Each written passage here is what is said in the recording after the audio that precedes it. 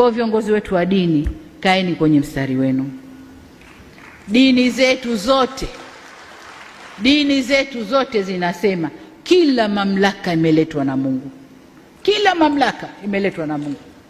Iwe kwenye mamlaka kuna mwanamke, iwe kwenye mamlaka kuna mwanamume, kila mamlaka imeletwa na Mungu, na sababu ya Mungu kuleta mamlaka hayo hakuna anojua duniani. Hakuna.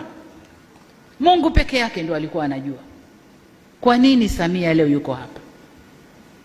Kwa hiyo niwaombe sana viongozi wa dini, tuvae majoho. Yale majoho yetu yaoneshe sura halisi. Hakuna kitabu chochote cha dini kimesema tutazitumia dini zetu kuvuruga nchi zetu. Hakuna. Ni utashi binafsi wa watu kwa ubaya wa nafsi zao. Kwa msivae majoho ya dini mkatengeneza utashi wenu binafsi kwa kupitia vivuli vya dini. Niwaombe sana viongozi wa dini, tusimame, tusivuruge nchi yetu. Tusivuruge nchi yetu.